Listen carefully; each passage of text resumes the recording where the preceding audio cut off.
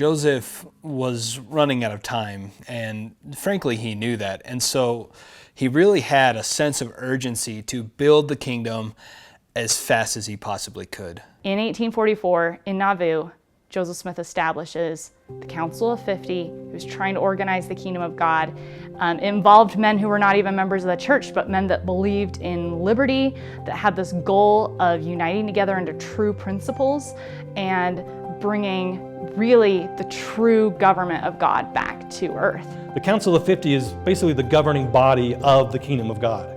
It's like a Congress or a legislative body almost. Their power, politically speaking, was right there in Nauvoo.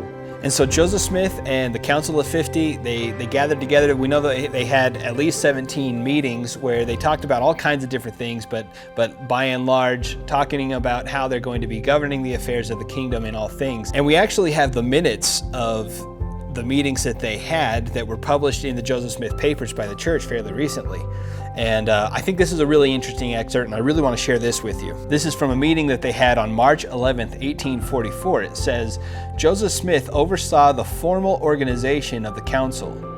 23 men were present and received Joseph as the standing council chairman.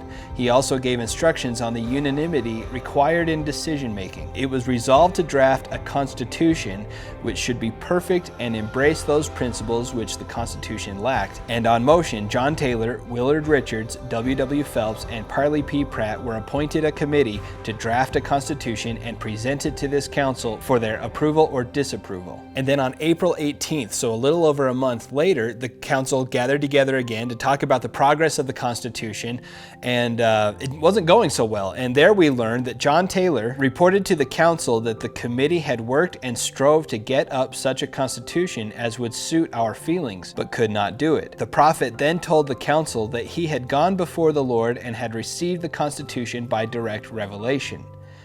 Ye are my constitution, and I am your God, and ye are my spokesman. Therefore, from henceforth, keep my commandments. It's a kind of within our nature, human nature, to overcomplicate things. And so here we are, we're trying to build up this big, lengthy constitution and get it all organized when God tells Joseph, look, you guys, keep my commandments. I mean, I'm your God, you're my spokespeople, so keep my commandments. That's my constitution. I mean, how simple can it be? And imagine if we had that in our country today, if the representatives that we had in Washington simply just did that. A, receive revelation and inspiration directly from God himself, and be the spokesman for what he wants to accomplish in his nation, and B, keep his commandments. How simple is that? And isn't that amazing that that's what we get to look forward to when we are dwelling in God's kingdom? Any organization, any group's attempt to build the kingdom of God. There have been two different ways that they've done that. One is through separation physically, and the other is a separation politically. And so you have examples of separation physically when Moses led the children of Israel out of Egypt. You have the pilgrims leaving Europe and coming to the New World. On the other hand, you have the colonists who didn't leave.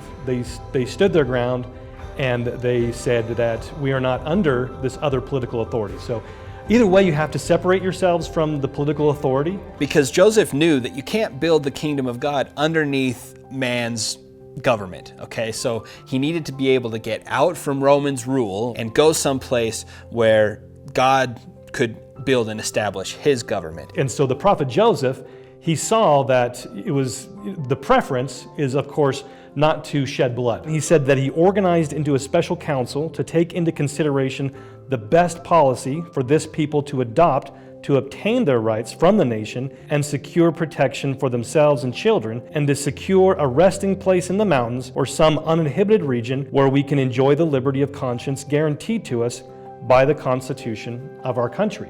And so they were looking for a place to separate themselves physically to build that political kingdom. Unfortunately, before they could put that plan into motion, Joseph Smith was murdered.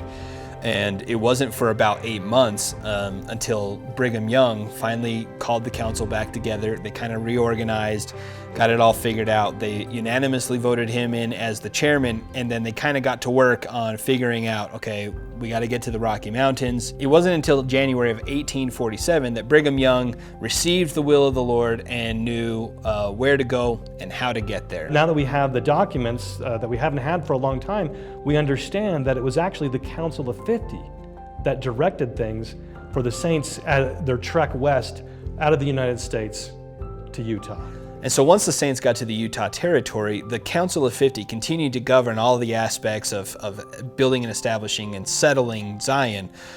Unfortunately, the saints had only just begun to feel and experience the chastisement that the government was putting upon them. That kind of speaks to the fact that the adversary was desperate to destroy the kingdom of God. He can't allow the kingdom to be built, because if it is, then his kingdom, Babylon, will be destroyed. So he has to stop at nothing to destroy the kingdom of God, and ultimately he was successful.